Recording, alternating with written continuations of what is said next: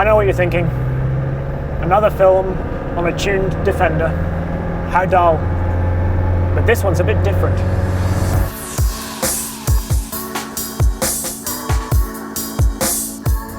How cool is this?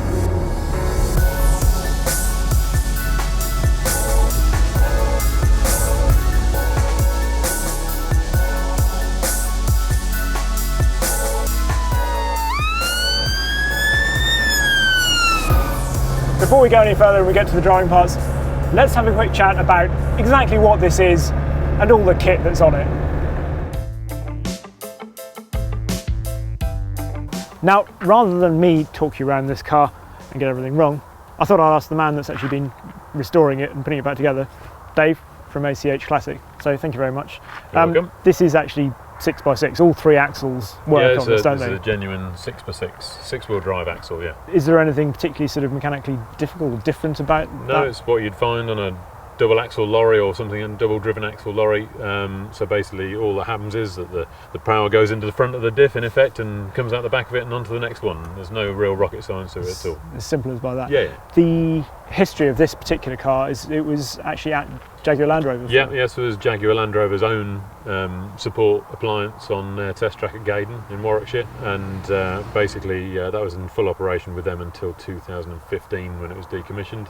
It's done 11,000 miles. I don't obviously know all of its history, but I should imagine it hardly ever went out on the road. Yeah. It's literally just ran around the test track most days, I would have thought. We basically restored what was required to be restored, which is mainly the underside and the paintwork and the fire pump in the back, which was... Because it's not just for show, it's going to actually be used. It is now again, a fully operational fire appliance again, yeah. Just run up like that. Blimey, so this is the pump. Yeah, that's new a pump brand new Godiva, also from Warwickshire. This is a brand new one because unfortunately the previous one was left with water in it, and standing outside it froze. Normally a fire engine, and this is one of them, basically have a system where you can plug it into the wall to keep the whole system warm.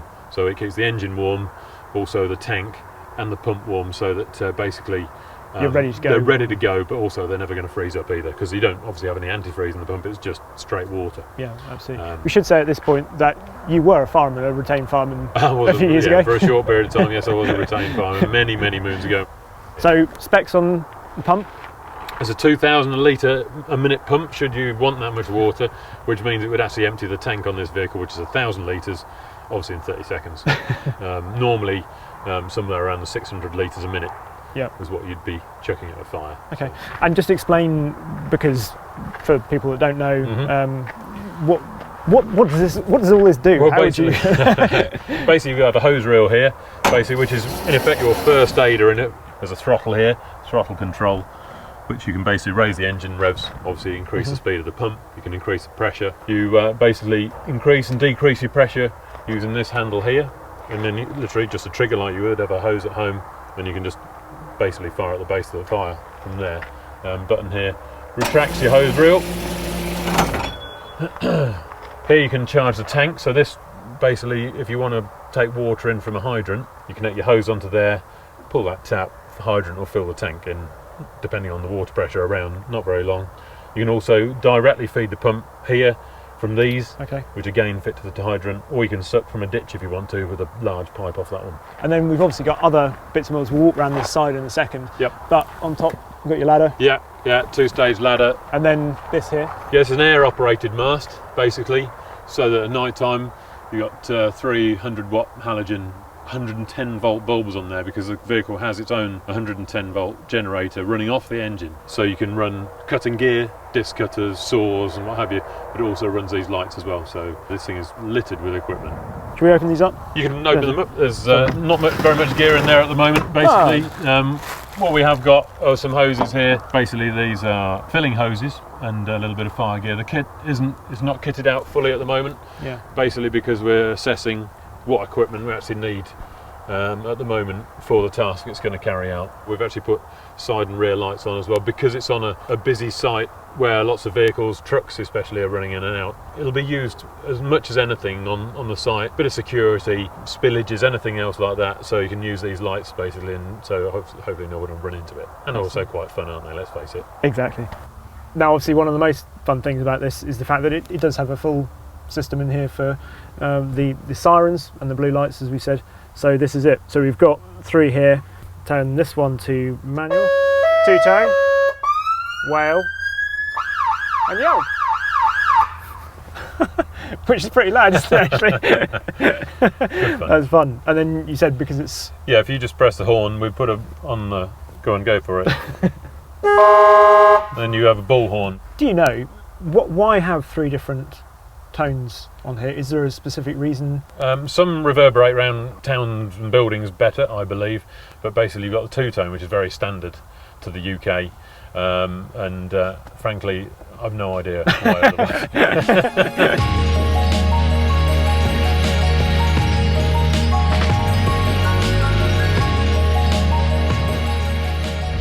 So what is this like to drive? Well, for a start, it's just so cool. I mean, it has the trifecta of things that any self-respecting 5-year-old would think was brilliant. I mean, it's a Defender, and they're always cool in a very boxy sort of way. It's got 6-wheel drive.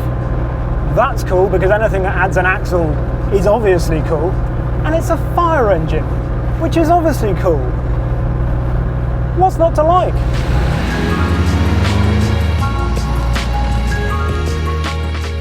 Under the bonnet is a standard 300 TDI engine, so 111 brake horsepower and 195 pounds-foot of torque. As a result, given that this weighs about 3.2 tonnes without any full tank of water, because it's not going to carry water on the road anymore, it's not quick. To the fire! Slowly.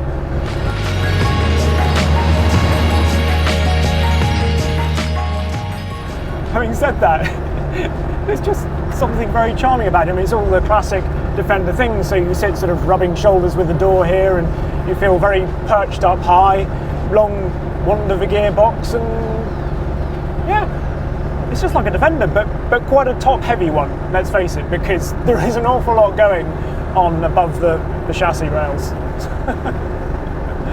One thing I had wondered is whether it would feel any different with the 6 wheels. And what you can say is this rides exceptionally well. You almost don't feel the rear end of it going over bumps at all. It's amazing, really. Round corners, well, there is quite a lot of lean, particularly when you look from the outside. It looks precarious. That's fair to say. But from inside, it's pretty calm, actually. It's not too bad. So there we are. There's not a lot more to say, really. It's just something of a boyhood dream come true to be driving this, I think. I want one. I've no idea what I'd use it for, but I want one.